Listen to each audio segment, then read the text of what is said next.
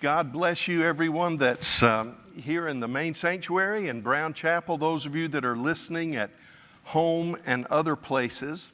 Let's begin, as our custom is, with the Lord's Prayer. And let's understand, I know we know this, but just sometimes we need to be reminded, this is not just a ritual that we go through. This is not just something we do, even because Jesus said this is how you pray. When we pray this prayer, we're not only asking God to be our protector and our pardon and our provider, we're asking Him to be the Lord of the universe. That's what He is, but we want to cooperate with it. We want to join arms with Him. So let's pray together. It'll be on the screen. People have said, I thought I knew it till we started praying it. Well, you probably did. There's so many different versions of it, but this is the one that we chose. So let's pray together as a church body all over the place today. Our Father, who art in heaven, hallowed be thy name. Thy kingdom come, thy will be done in earth as it is in heaven. Give us this day our daily bread, and forgive us our trespasses, as we forgive them that trespass against us. And lead us not into temptation, but deliver us from evil. For thine is the kingdom, the power, the glory, forever and ever. Amen. And thank you, Maddox and Jackson and Seth and Lena, for helping me with that today. I want to open my heart to you today. I don't know of any time that I have been more terrified to preach a message than this day. I've never in my mind can remember a message that I thought brought more fear and trembling to me than this message. And I know you're here to cheer me on. You say, oh, Pastor, don't be afraid to preach the word of the Lord. Don't let people intimidate you. Let me be sure you understand, I'm not afraid of people. I'm not afraid of politics. I'm not afraid of social media or whatever. I am terrified because I realize that God's hand of judgment is against so many who have not spoken His word. I listened to someone who attends a Catholic church, and this morning the statement was made after some disturbing things were made by the archbishop or by the bishop. I'm not worried about the election. I'm worried about the damnation of your souls. And I thought, boy, that's the kind of worry that I think pastors need to be under today. We're beginning the 8th month of this pandemic.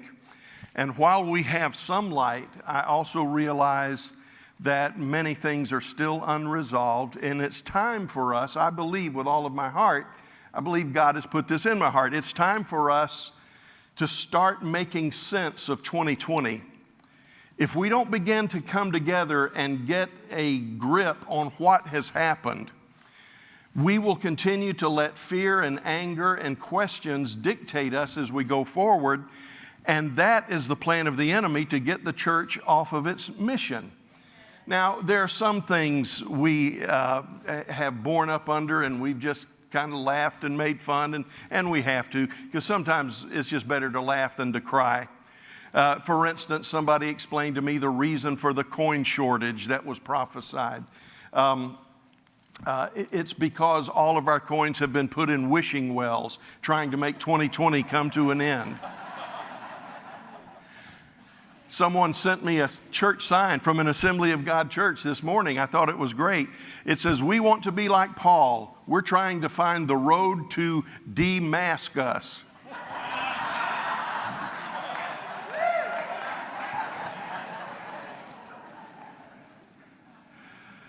In his book, R.T. Kendall, that I recommended to you, talks about Joe Garlington. I believe it was Joe Garlington that was driving through Pennsylvania trying to find a destination that was in the middle of nowhere, and the GPS did not serve him well, got him totally lost.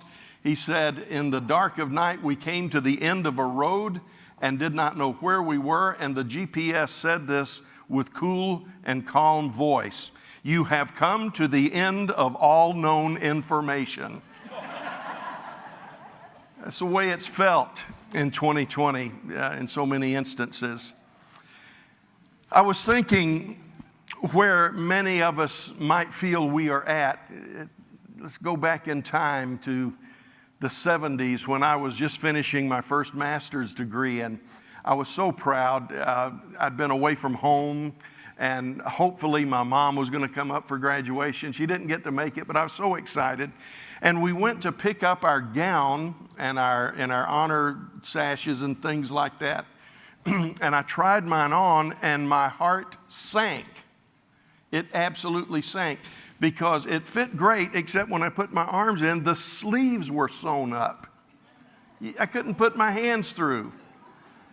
And I thought, well, I need to cut it. I need to, but then that'll look so ragged, and I didn't know how to sew. My only experience sewing was my pajamas had ripped, and I was so tired. I just wanted to.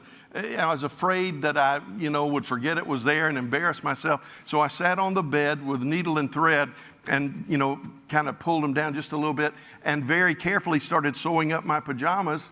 And it looked like something off the face of Frankenstein, but it seemed to work. And I said, I've done it. And I got up and realized I had sewed my pajamas to the sheet, and I was now dragging that. So I decided, no, I'm not going to sew up the sleeves.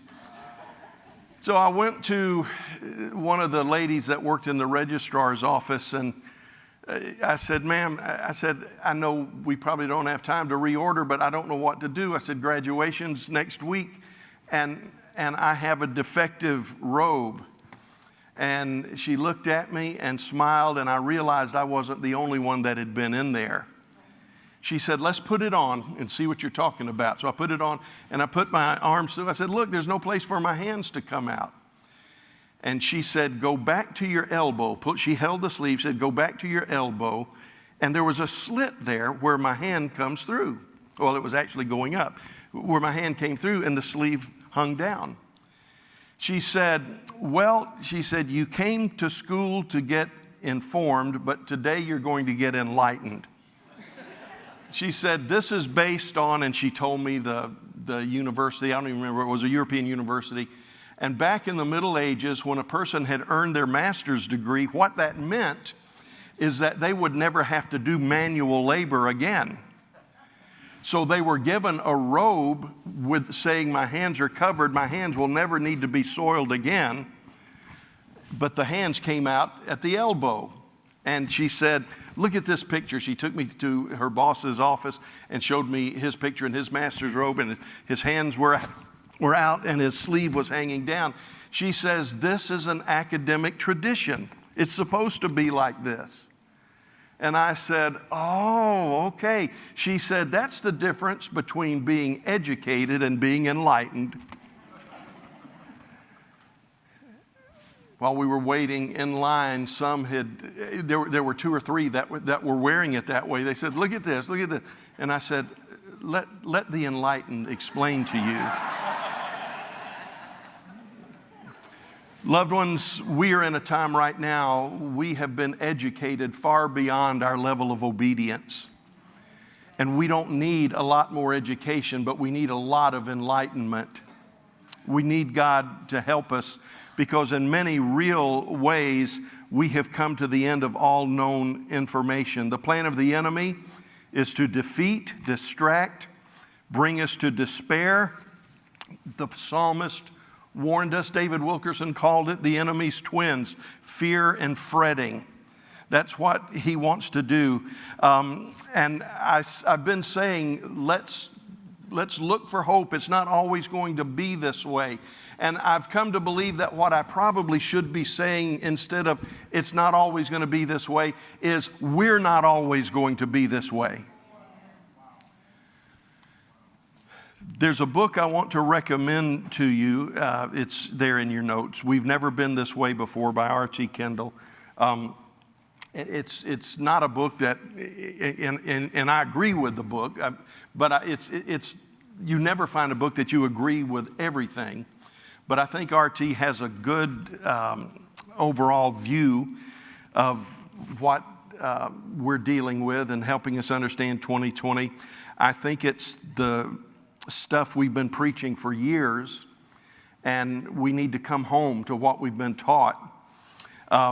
His book title, I've never been with you, or you've never been this way before, is based on the story of Joshua going into the land.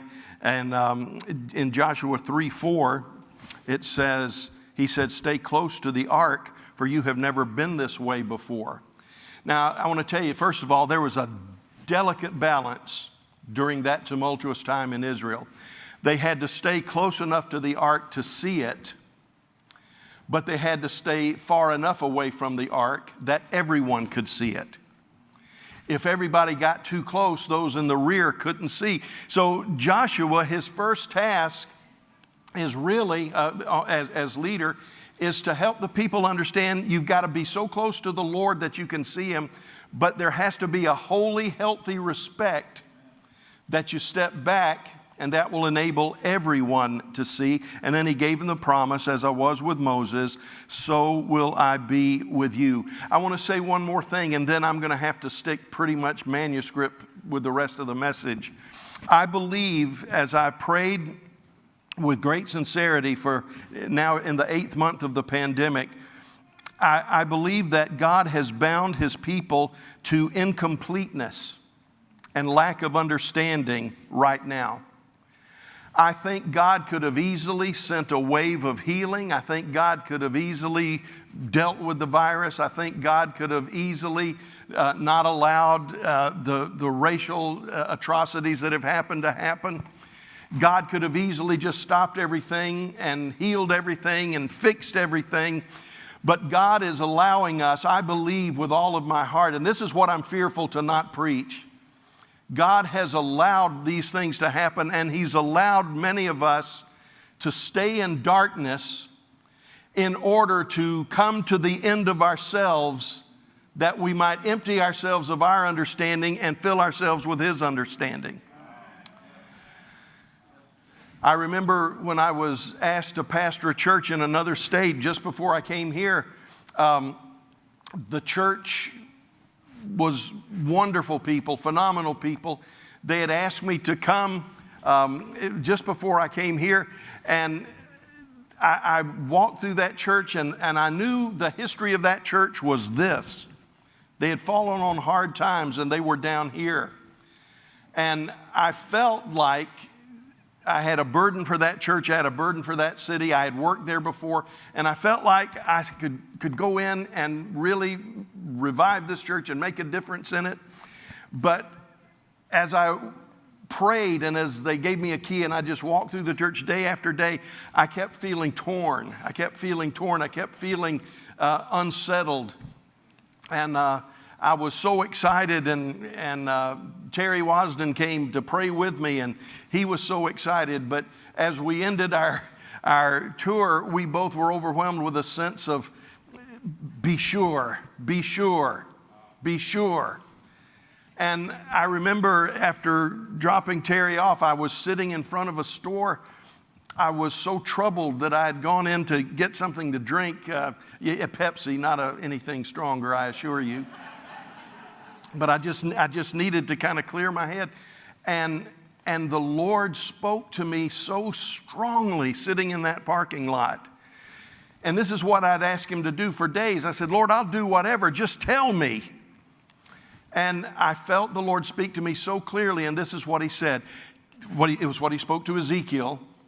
"Can these bones live?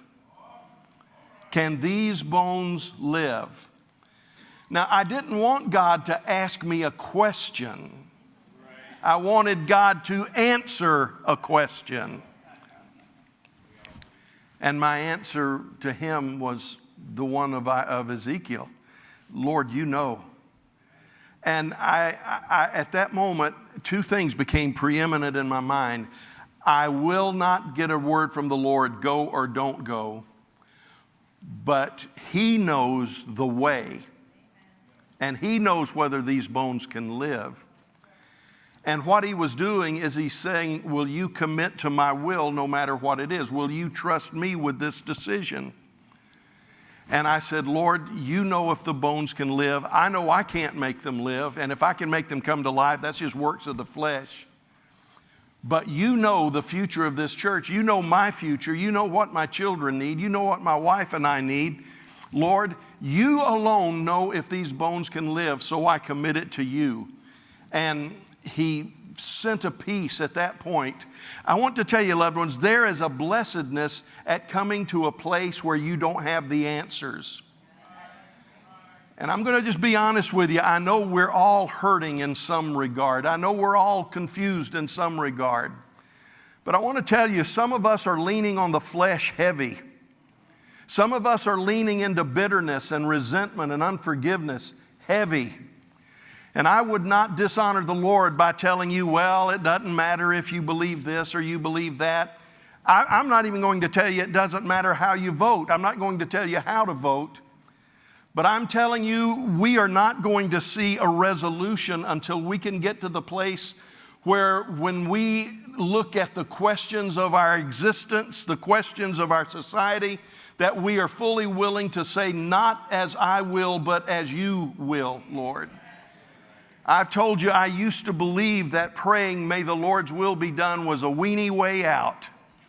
It was a prayer prayed by someone that did not want to take the time to pray the price, to find out the will of God. And I've been weak through the years of praying, your will be done. But I tell you what I've been strong in at times. I've been strong in letting my mind say, well, it's obvious this is right. This is a no-brainer.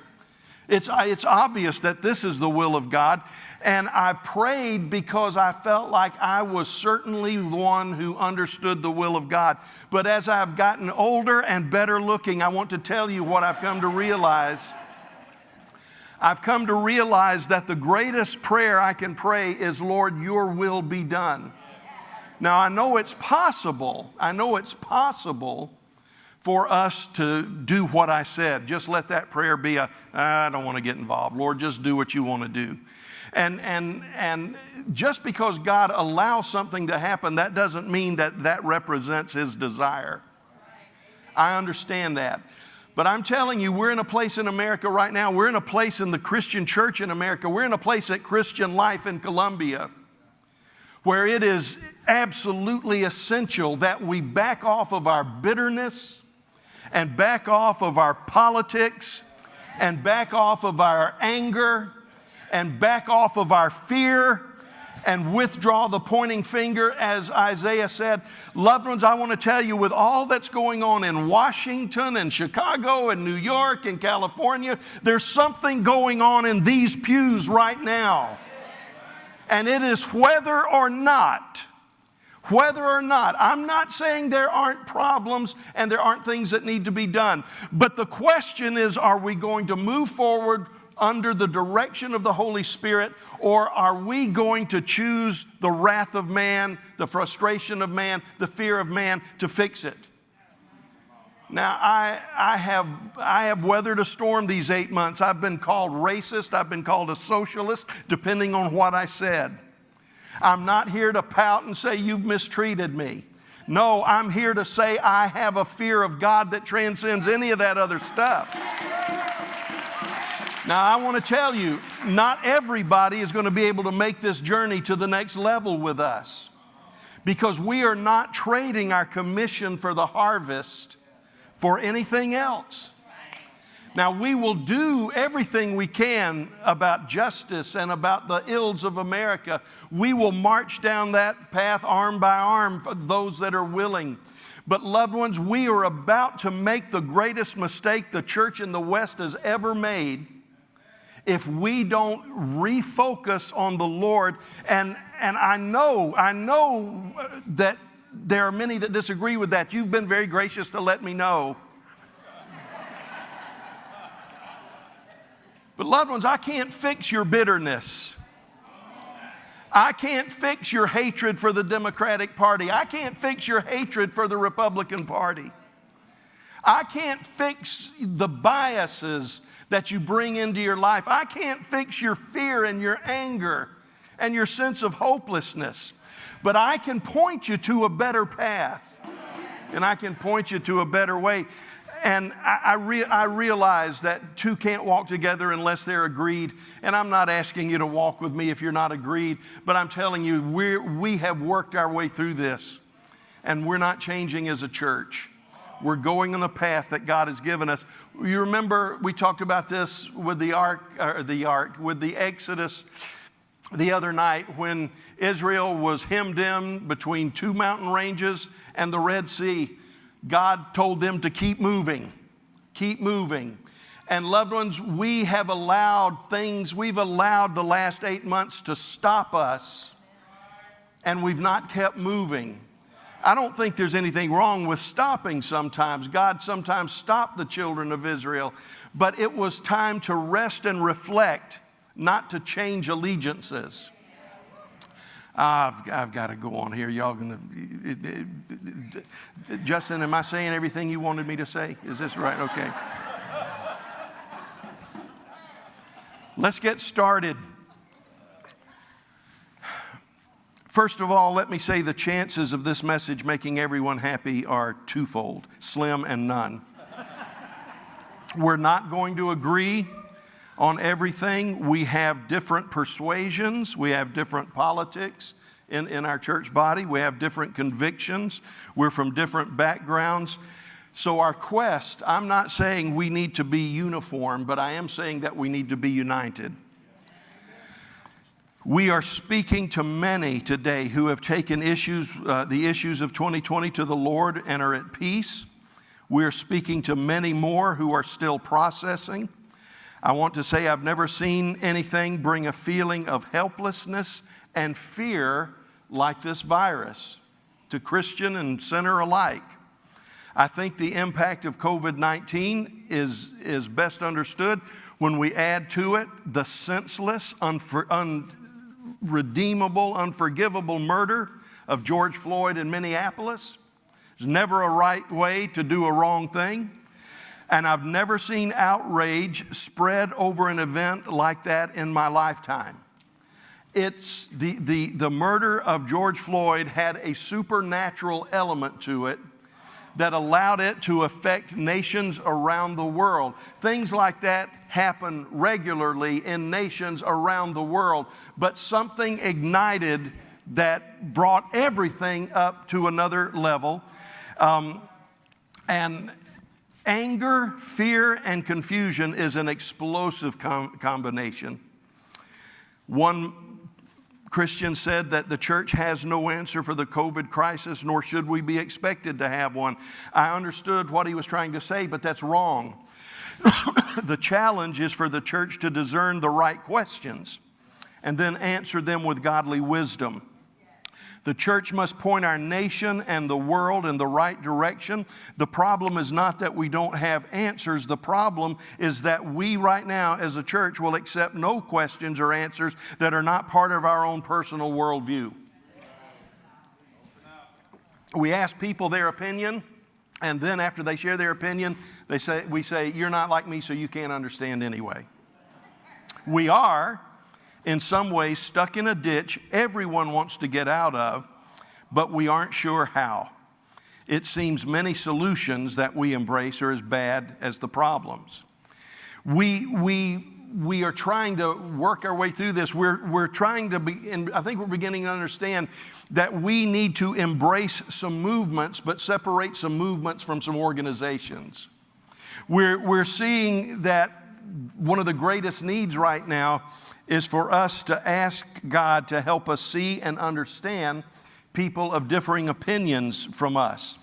Now, it's complicated because some people, I'm talking about in the church, are willing to deal with this, but not that. And others are willing to deal with that, but not this.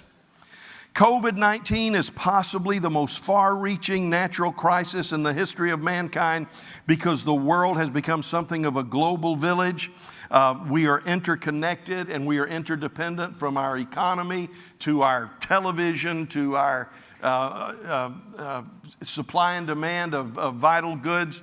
We are truly a global community now, so what happens in one part of the world can very quickly sweep and take over another part of the world. Racial tensions are higher nationally than at any time, at least since the Civil Rights Movement, and perhaps we're in a time of racial division that is overshadowed only by the Civil War. Regardless of our opinion of COVID and the following questions I want to try to answer, I think we would all agree that economies, cultures have effectively been shut down, and the what-ifs are not getting resolved. We are in over our head in many regards. Now, I want to say this especially to those who are here that are hurting, that are fearful. I know our stories are different, but please don't make the mistake of thinking that because someone's story is different than yours, their pain is less than yours. Please understand, right now we all feel, to some measure, for differing reasons, disrespected, ignored, misunderstood. And if we're not careful, we will cave in to anger, to fear, to bitterness. And we've got to come to 2 points today. Number one, we need to try to begin to understand, where are we? And number two, how can God help us? Now, here's the first question. And this is, the church itself is not united on this. I don't mean our church, but I mean the church world. Are we under judgment? I want to tell you, we are in an information age where things are posted in a minute, and if you don't give an answer in a minute, it's called silence, or it's called, sticking your head in the sand. There's a virtue that has been lost in this society, and that is letting the wisdom of seeing something before you make a judgment on it. So I've been slow to say this. I've said it could be, but this is not a knee-jerk reaction, but I've come to the conclusion that I believe we are under judgment. I think America is under judgment. And I'll tell you why. Some have asked, do you believe this is the long emergency that you talked about? I'll answer that question too in just a few moments. I believe America is under judgment for 4 things. Any 4 of these are grounds for judgment. Now, I've got to say this. Sometimes things happen and it's not judgment. It's called judgment, but it's not judgment. We're broken people living in a broken world. But I really feel that we are under judgment, under the judgment of God.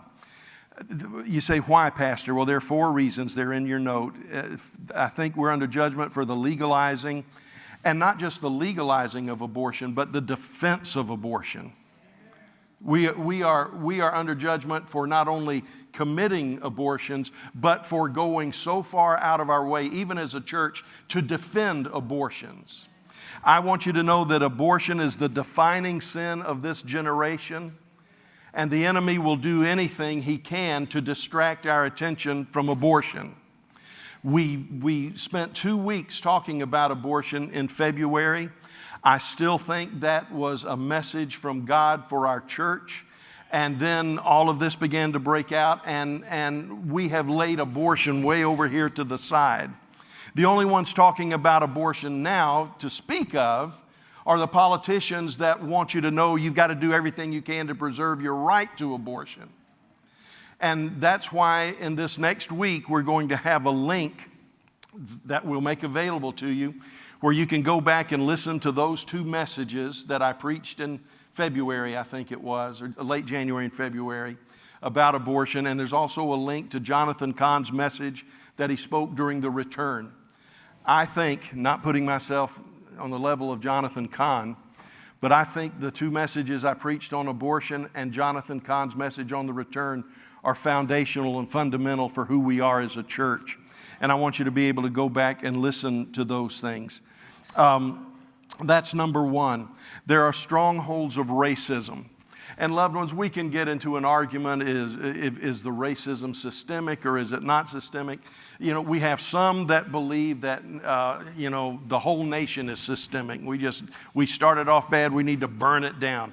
Then there are others that say, no, there's no racism at all. And I don't know what they've been watching, but there's another group that says, yes, there are pockets of systemic racism, but Americans in general are not systemically racist. In other words, some people are racist and some are not. And I don't know where you fall on this, but it's undeniable that racism exists. I had somebody get mad with me last week. There's not a racist bone in my body. And I said, well, then I'm not talking to you, am I? I mean, if there's no racism in you, don't get your bowels in an uproar over us preaching against racism, because there are places that it exists. There are places where it lives itself out. And we are in an age where there is racism in the black community and the white community and the Hispanic community. This thing's broken, loved ones. And the Bible has a lot to say about racism and putting one group of people above another. So there's abortion, there's racism. But I want to tell you things that may have tipped the scale more than we realize. And number 3 on the list is contempt for God. See, it's particularly grievous in America because we have sinned against the light. There's a lot of places that are worse than America. I still think America is the greatest nation to live. I've been in too many other nations to be of the persuasion that America is not the greatest place on earth to live. With our problems, we're the greatest place to live. I think there's no place with opportunity like America. There's no place with protection like America. But I also know that there are real problems that we need to deal with. And the reason, you say, why would God judge America? We're better than so-and-so. And I think the answer is found in this. We have had such incredible light, and we have sinned against the light, and we have shown utter contempt in our society for God. He is not welcome. He wasn't welcome in our schools. He's not welcome in our courtrooms. He's not welcome in the marketplace. And we have said, we don't want you in our society anymore. And we've done that against light. And that's a very serious thing. Number 4, and I don't mean to come across like we're the only good church. Not at all. All churches have weaknesses and flaws. No pastor is right on everything. No denomination has perfect doctrinal stance on anything. But there is an apostasy in our churches that I lay at the feet of the pastors, because from the pastors we produce our seminaries, and our seminaries are producing a message that has defiled the Word of God, and we've sent graduates into the pulpits to teach people that on one hand this, but on the other hand the other. And we have lost sight of the Word of God. It is now up for debate. Clear-cut commands in the Word of God are now being questioned by ministers who say, well, it's a matter of interpretation, or we don't really know what Paul meant. And we go on and on and on. There is an apostasy in the churches. There's a contempt for God. There are strongholds of racism. And I think the defining sin, we're talking 62 million lives. 62 million lives have been taken and short-circuited by the abortion industry in America. And loved ones, I'll say it again, I'll say it if I end up leading 100 people or 3,000 people. Abortion is not a political issue. It has never been a political issue. It has always been a moral issue. You say, well, that's just you're just a Republican, you're just a conservative trying to tell us that. Loved ones, go back to the issue of slavery that brought on the Civil War. There were thousands upon thousands of Christians who would say things like this: slavery is wrong, but, and then they'd talk about other illnesses in the community. And loved ones, it brought a war that resulted in much death I could talk about the history of that on and on, but the church has got to stop saying, you, and you have got to stop saying abortion is a sin, but. There's no but.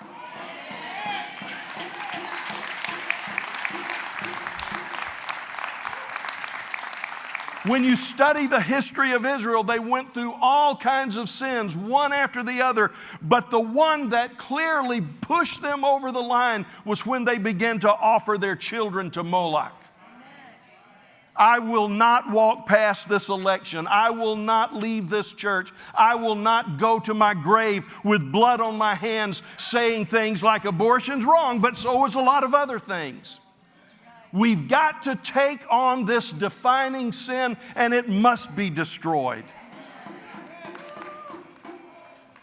We've got to recover the dignity of man. We've got to believe that all men were created equal and that to every man, woman, boy, and girl should be equal opportunity. No one should face even a moment's hesitation because of the color of their skin. We've got to take a stand against that, and we've got to do everything we can to make sure that is gone.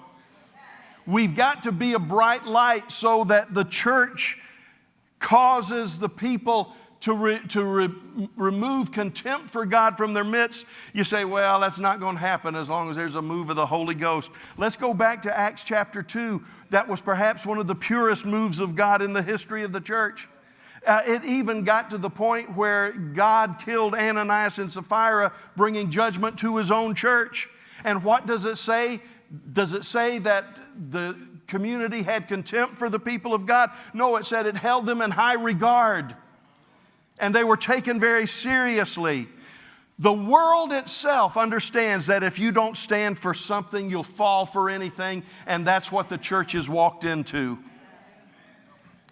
Our health, our finances, our freedoms, and our safety is at risk in many of these situations.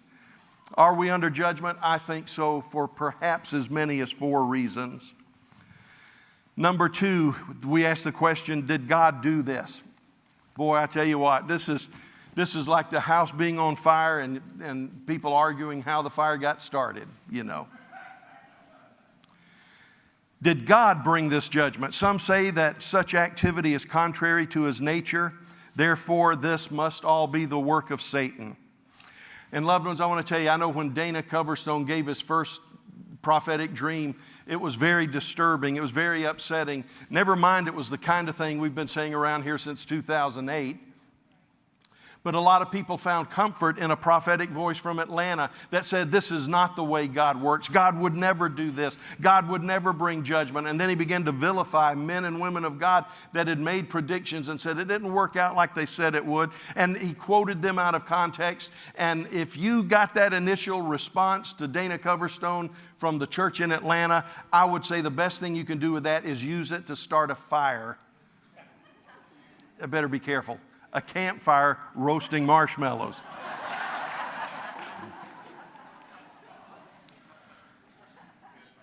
When a trumpet sounds in a city, do not the people tremble? When disaster comes to a city, has not the Lord caused it?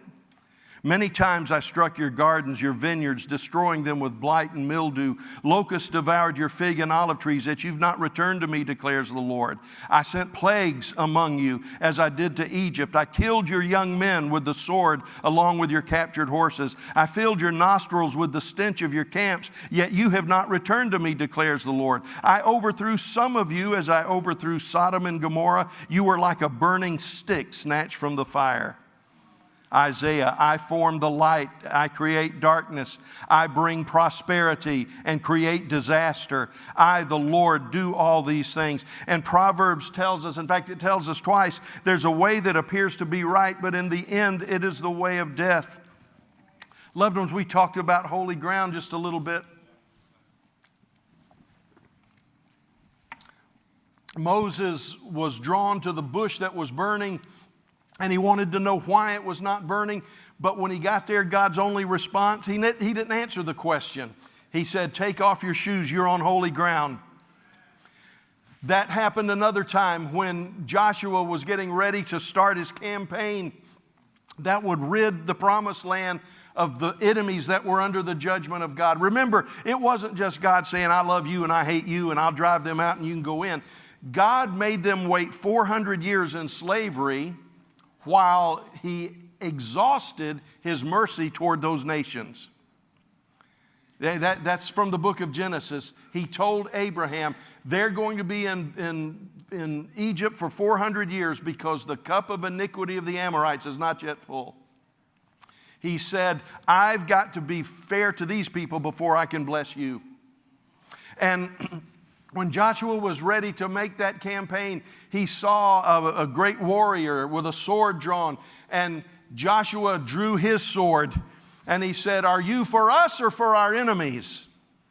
And the angel of the Lord, some translations say neither, but I think a better translation is no. No. No, you misunderstand the question. Are you for us or are you for them? No. The intent was neither, and it's a good translation. He said, but I am the Lord of hosts. I have come to direct this battle. And this is what he said. Joshua, take off your shoes. You're standing on holy ground. R.T. Kendall in his book makes a good point. He says there are things like the question of did God do this that we cannot satisfactorily answer. He says on one hand, it's the work of the enemy. On the other hand, it's the work of God. And I believe, loved ones, that pastors and churches are wasting their time trying to figure out, is this the devil or is this God or is it the president's fault or is it Congress' fault? And what we need to understand is that when God brings judgment, it is so supernatural, it is so dynamic that it defies description of who is responsible. My advice is stop passing judgment. Stop passing judgment on each other. Loved ones, I want to tell you, I'm not in social media. I don't like it. I've found it to be absolutely unbeneficial for the most part. But some of you just need to be quiet. Christian life people, some of you need to just be quiet. You need to humble yourself before God. You need to take your shoes off. On one hand, you tell everybody, let's act like Christians. Then on the other hand, you act like the devil. Take your shoes off, fall on your face, call upon God and be quiet. Stop passing judgment on each other, and more importantly, stop passing judgment on God. R.T. puts it this way: the difference between what God causes and what He permits is holy ground. Let us take off our shoes and worship. You say, Pastor, that's being a weenie. No, it's not. Let me give you an example. I could preach a message like I did a couple of Easters ago on who crucified Jesus. When I go to the scripture, I find 6 definitive statements, 6 proofs of who crucified Jesus. Number 1, Pontius Pilate did it. Even some of the Christian, creeds, some of the Christian creeds identify Pilate as the one who crucified Jesus. Pilate said, I have the right to set you free or crucify you. And Jesus said, you have no power unless it's given to you from God. So Pilate took responsibility for the crucifixion of Jesus. You can also find scriptures that state clearly the Roman soldiers were responsible. The greatest murder, the greatest atrocity in the history of the earth was perpetrated by the Roman soldiers. They were guilty. You read another verse, and the Jewish authorities and the crowd that was swept up into the anger of the moment was responsible. So we've got Pilate, the Roman soldiers, the Jews. We know that Satan was responsible for the crucifixion of Jesus. On another plane, as we get into the theology of the New Testament, Paul and Peter, they help us understand you and I did it. We're responsible for the crucifixion of Jesus Christ. But when you read Isaiah 53:4 and verse 10, you find something that we don't know what to do with. God did it.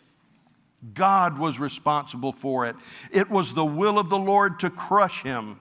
He has put him to grief. Loved ones, when judgment comes, and there's no greater judgment than there was on our sin at Calvary. When judgment comes, it is so big and so transcendent And it is so layered that we can find right here 6 places we can lay the blame, including God. The lesson of it, when it says that it pleased God to do it, is that nothing happens without His permission. The question isn't even always, did He do it or did He permit it? The fact of the matter is, it couldn't have happened without God embracing it. And I think we need to come to a very holy moment where we drop to our knees and stop blaming whoever we're blaming. Drop to our knees and say, the Lord has done this. How is it going to affect me? I don't have COVID. I'm yelling and I'm hurting my throat.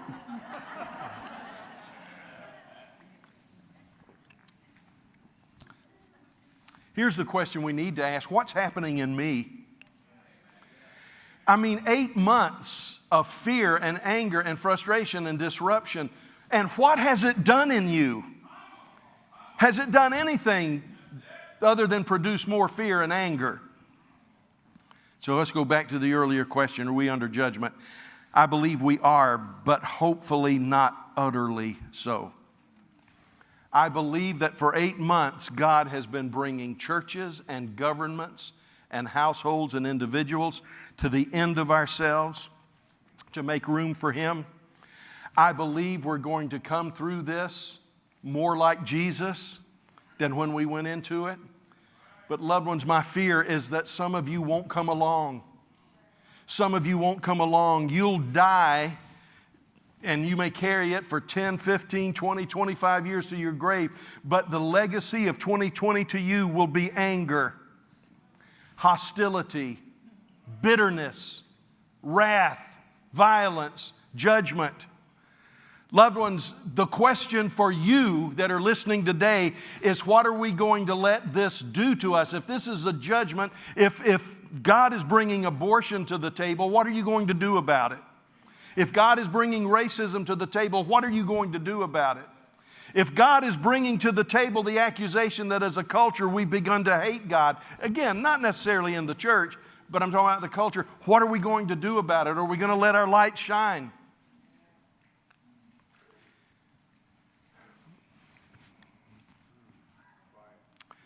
Isaiah 5, woe to those who call evil good and good evil, who put darkness for light and light for darkness, who put bitter for sweet and sweet for bitter. Woe to those who are wise in their own eyes and clever in their own sight. Woe to those who are heroes at drinking wine and champions at mixing drinks, who acquit the guilty for a bribe but deny justice to the innocent.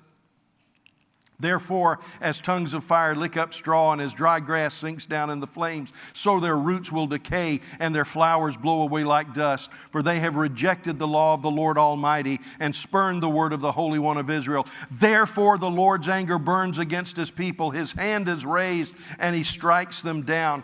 You say, well, that sounds horrible. Well, then let's wrap our arms around Habakkuk. Lord, I've heard of your fame. I stand in awe of your deeds. Lord, repeat them in our day. In our time, make them known. And in your wrath, remember mercy. The week of March 12 to 15, we got the first blow to the face with the COVID virus. And I think it's May 25th. I think I've got the right date. We saw the horrendous murder of this gentleman in Minnesota. You say, well, there's more about him. That's, again, there's never a right way to do a wrong thing. And there are similarities between Israel and America in our covenants. Israel was in covenant with God because God chose them. America's a little different. I believe we were formed in covenant with God, but it was because we were coming from Christian background, Christian persecution, and we desired to be in covenant with God.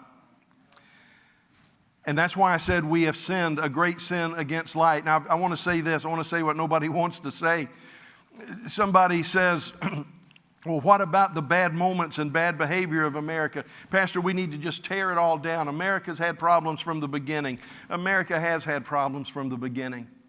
America had a chance to deal with slavery, and it was the legislation from South Carolina that prevented slavery from being dealt with in those early days. We had a chance to do what was right, but South Carolina threatened to withdraw if slavery wasn't protected. And we ought to be on our knees leading the way as natives of South Carolina because it's a horrible thing.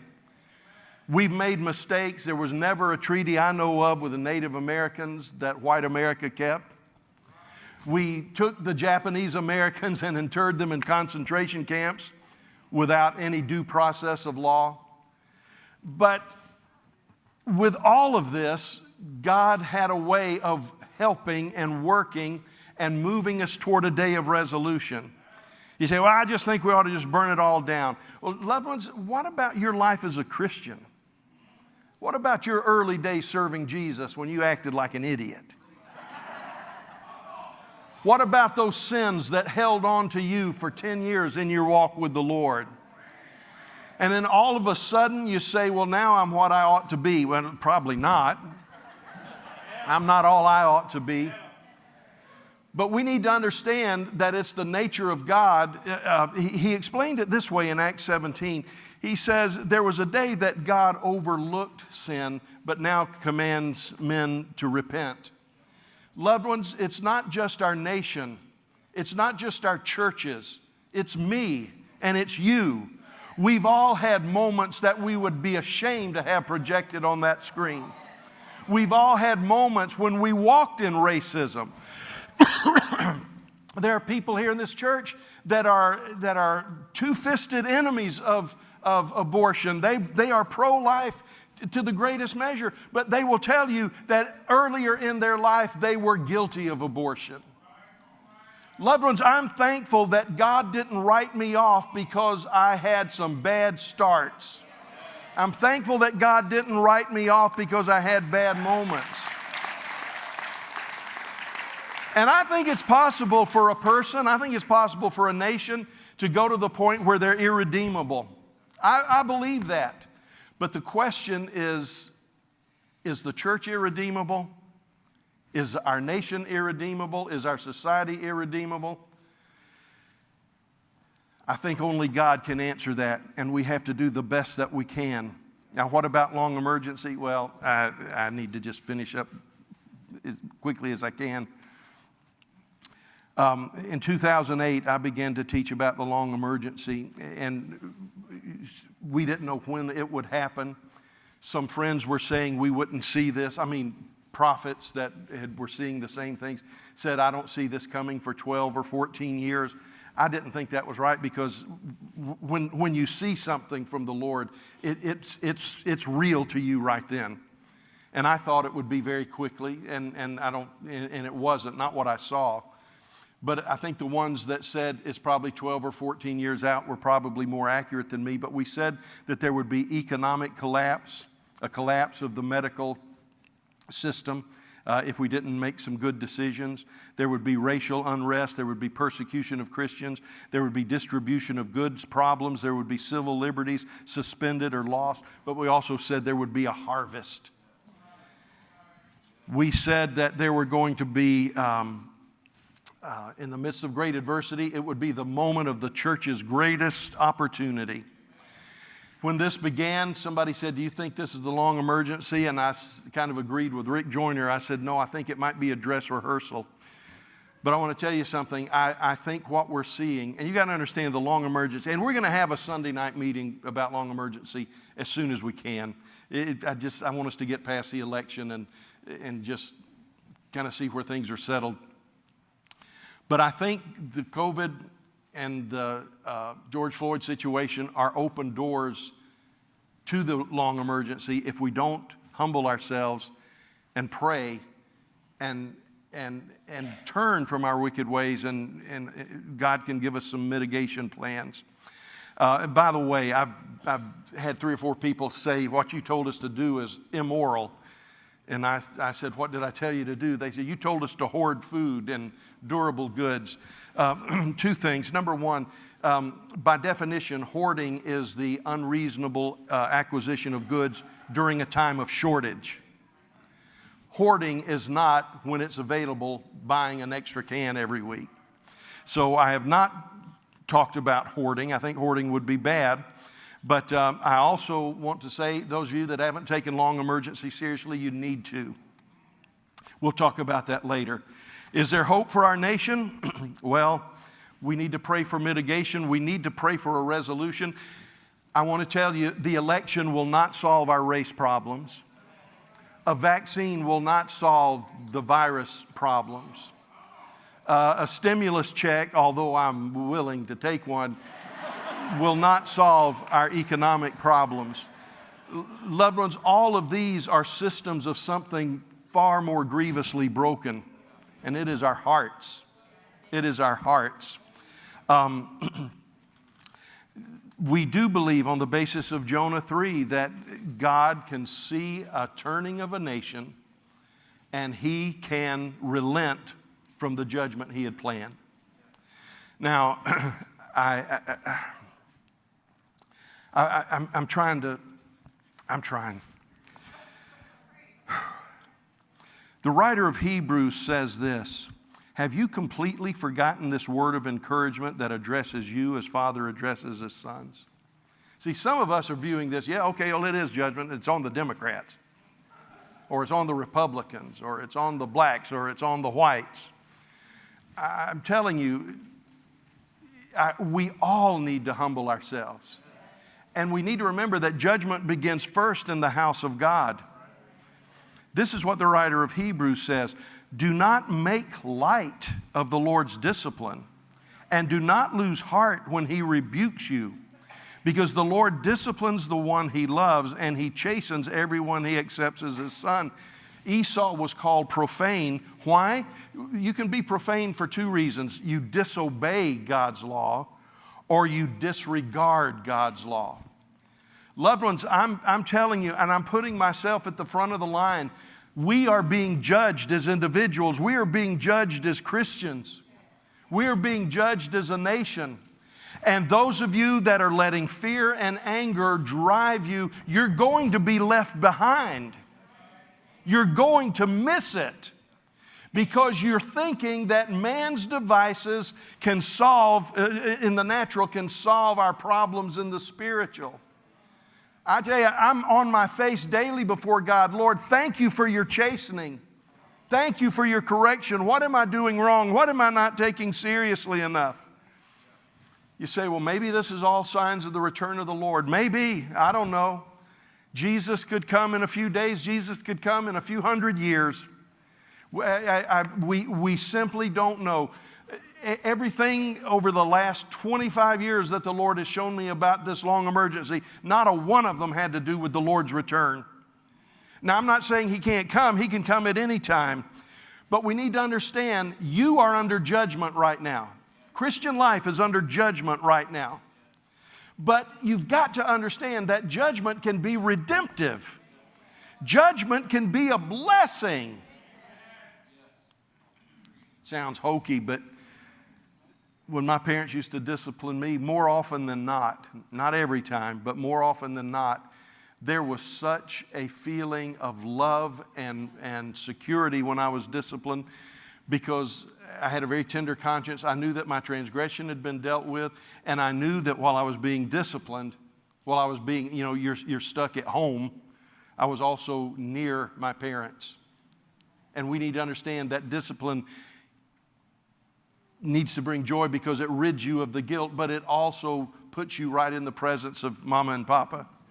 Now there is, first of all, you're in the notes, this is a sermon, and RT writes a good chapter on it. There is retribution and vengeance. This is when God's full wrath is poured out. That should be poured out. Mine says poured out. Punishment that is severe and is not intended to redeem. It's punishment in purity. There is coming a day when God will mete out what the situation deserves. That's why He said, vengeance is mine, I will repay. And when it's retribution and it's vengeance, it's done. It's not redemptive. But there is also gracious judgment. It's partly punitive and partly merciful, but always a warning. I think that's what 9/11 was. I think 9/11 was partly punitive. I think it was partly merciful. You say, no, it was the Arab extremists. Well, God uses all kinds of tools, not Arab, Muslim extremists. God uses all kinds of tools. But it was partly punitive, partly merciful, but it was a warning.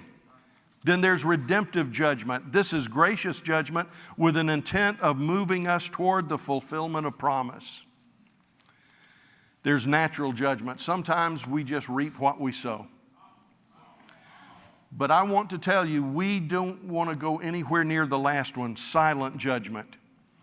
Loved ones, this can happen to churches, this can happen to individuals, this can happen to nations. When God, this is RT's quote, when God is angriest, He does nothing.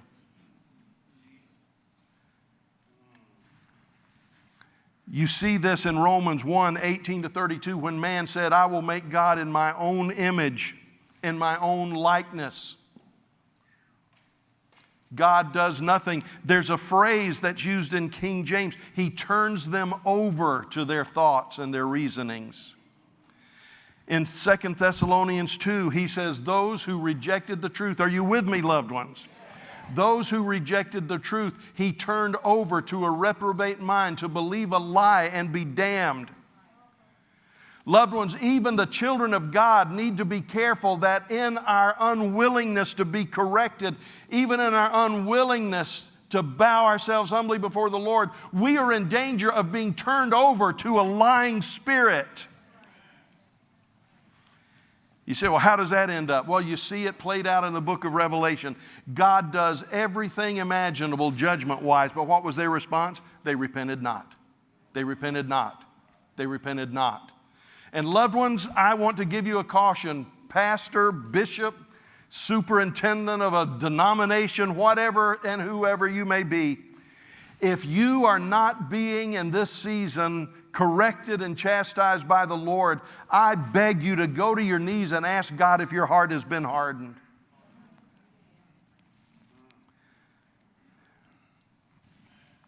Now, is there hope for the church? God's always been willing to work through a remnant. I read in Zechariah this week where it says that I'll take a remnant. And I thought, okay, that's what we're teaching. We'll take a remnant. And this is what he said. And then I'll take a remnant of the remnant. And I'll put them through testing as gold and silver is tested. Father, Lord, you, loved ones, not Father or Lord, but I believe the Father has been putting in my heart this understanding that during this time, the safest place to be is in His presence. And the thing of drawing close to Him is you're going to be tested. You're going to be tried. In the Old Testament, priests, prophets, kings, and people all were determinants in Israel's standing before the Lord. So when I look at priests and prophets, I say to every pastor, I say to every church, step up to your call. Get back to the gospel. Stop preaching a social gospel. Stop preaching a half-hearted gospel. To the kings, I say, govern with righteousness. Let there be true justice in our court systems. Let everyone be treated right, whether they are black or white or Hispanic. Don't let there be one set of sentencing guidelines for this group and another sentencing guidelines for that group. God hates that sort of thing, and we ought to hate it as well. And to you, the people, you say, I'm just one. Seek the Lord with all your heart, because we're on holy ground. The return, I want to tell you, when we turn back to God, there will need to be natural and spiritual strategies. We need to understand that there are things we must do. How you vote in, 2.5, 3 weeks? How you vote will have results and implications. I'm not saying that Christians don't vote. We need to vote, and we need to vote as Christians. We need to understand that Christian values should triumph any other consideration. Now, I'm not telling you who to vote for. That is between you and God. And the way our system is devised, when you step out of the ballot box, it ought to be that nobody knows who you voted for unless you tell them. I'm not trying to tell you that if you vote for this man, you're voting God's way. If you vote for this man, you're voting the devil's way.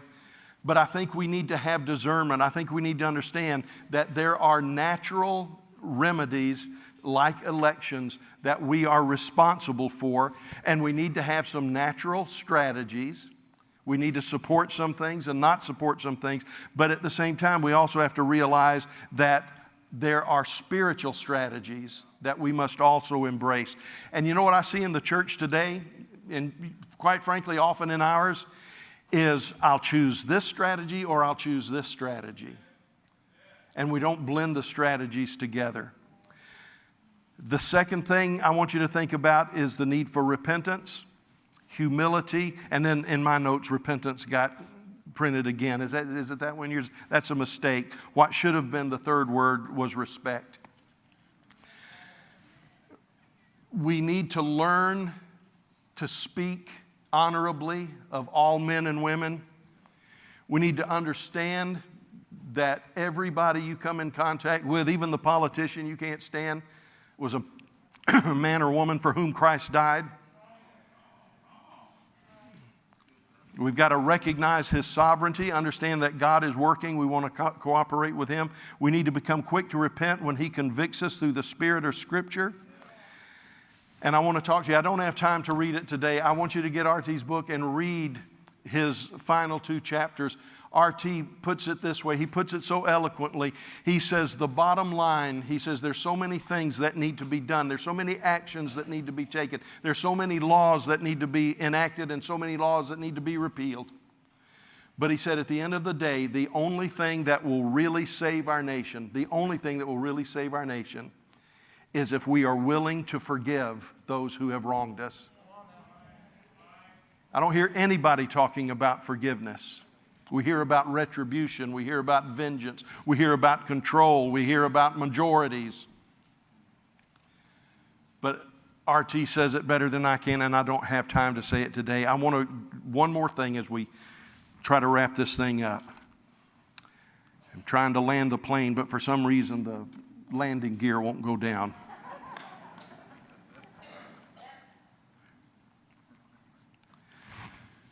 You say, Pastor, what do you mean pray the Lord's will be done? Don't you think elections matter? Don't you think who's on the Supreme Court matters? Oh, I do. I do. And we need to take responsibility for that and know that we'll stand before God for the decisions we make. All of us need to do that. But I also understand that if we're not careful, we can be so passionate or so angry that there is no acceptance of any outcome except ours. You say, Pastor, what are you going to do if Donald Trump is elected president? I'm going to pray for Donald Trump. I'm going to ask God to show His grace to him, and I'm going to ask God to give him wisdom to know what America ought to do. You say, well, what are you going to do if Joe Biden's elected president? I'm going to pray for President Biden. I'm going to ask God to show him His grace and His love. I'm going to ask God to give him wisdom to know what America ought to do. Because I want to tell you something. Some of you are so mad that you can't see anything happening except what you've deemed as necessary. But I want to tell you something. When you pray your will be done, you begin to understand that even if you were convinced this person is God's will, you can celebrate this person being elected because God's in charge. God is going to work. Oh, I think there are implications. I think there's a reason I want this person to be president and not this person. But I'm telling you, I'm not going to get mad and run off in the ditch and die if the wrong person's elected senator or governor or congressman. God is sovereign. And God is able to take the prayers we pray backwards and make them turn out forward. What do you want us to remember while we're working this out, Pastor? Good question. I want you to know that I think, generally speaking, and I think you're the greatest congregation on planet Earth. I really do. Such an honor to be your pastor. But we have become too casual with a God we barely know.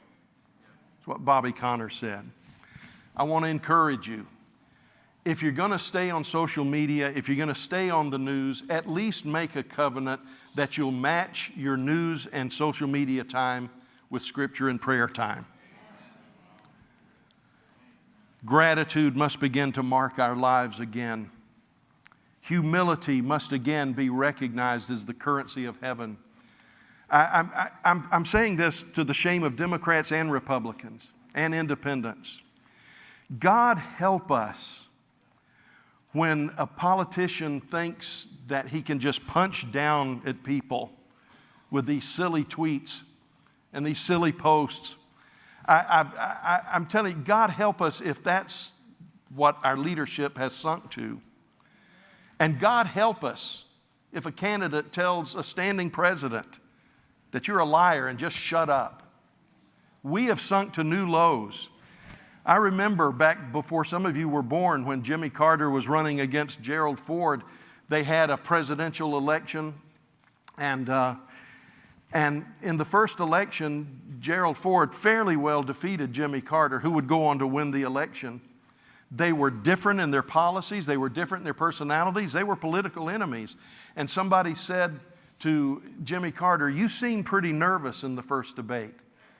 And Jimmy Carter said, "Well, of course I was nervous. I was standing next to the President of the United States." Now, what kind of message does that send to our politicians today? And as a pastor, I say, President Trump, we love you, but you need to be a gentleman. To Joe Biden, I say, we love you, Mr. Vice President, but you need to be a gentleman. And you are leading a whole generation of youth to think that the way we make progress is to hate and despise and disregard one another.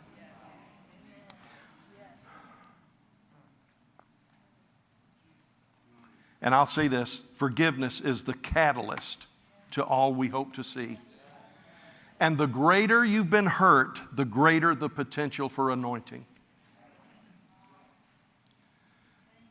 Pastors are learning the greater the church has disappointed them, the greater is the potential for their anointing if they can forgive. Churches are learning the greater the pastor hurt me, the greater the potential for anointing if we'll forgive. Nothing will proceed without humility and forgiveness. Now, what are my conclusions? I believe God's revival will come soon and suddenly. I'm holding out for the harvest. I believe the next renewal will be ecumenical, and what I mean by ecumenical is not some formal movement, but a coming together of churches, a coming together of denominations. I've had 3 dreams about days of revival and awakening, and in 3, I've had more dreams than that, but I've had 3 dreams in which the most unlikely partners partnered with us in the evangelization of the lost. It'll be represented by churches of all traditions and sizes. Spiritual power is the catalyst for true reformation. I believe that America's churches will lead the way in solving our race problems, but not until we've come to the end of our excuses, our anger, and our fear. You say, well, Pastor, you're not black. You don't know how I've been treated. I know how you've been treated. I haven't been there to feel what you felt. I understand that. But it's not, you don't need me to understand you for us to work together. You don't need me to have experienced what you've experienced for us to work together as a church. And I'm hearing this a lot from the whites. Well, I didn't do it. I haven't been racist in the way I've lived. I know, loved ones, but we're part of a race that has been. And there's such a thing as identificational repentance. And we need to understand that we owe an understanding of Black America to Black America. We need to understand that there are bad policemen. And we need to understand that the majority are not racist and are not evil. And anytime you try to make an entire race or an entire entity or an entire political party, the moment you vilify them as all of the devil, you've lost perspective and you've lost your seat at the table.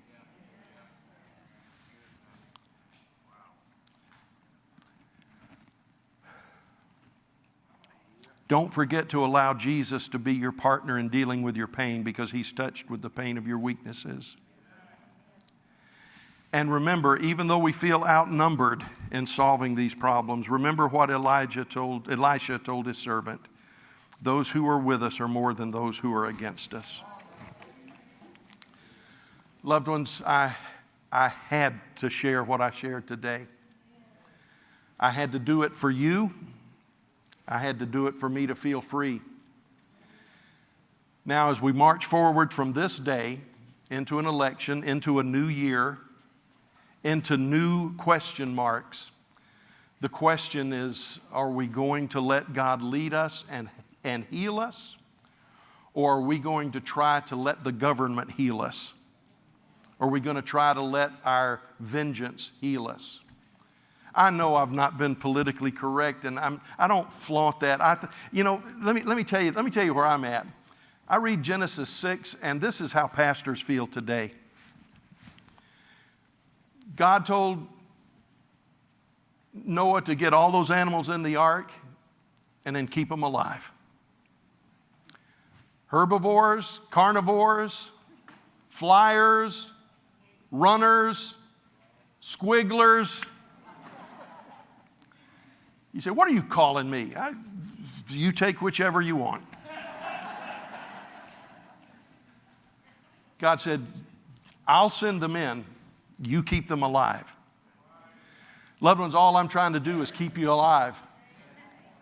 I want to say it again. I can't solve your problems, but we can stand together to have our problems solved. I'm not saying we won't take missteps, but if we do, it'll be mistakes of the head, not the heart. This is the greatest day for Christian life if we'll line up with Him. I'm done.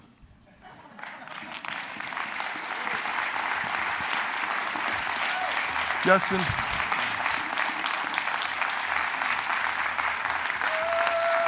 Come on, man. I don't know how to end. Thank you. Love you.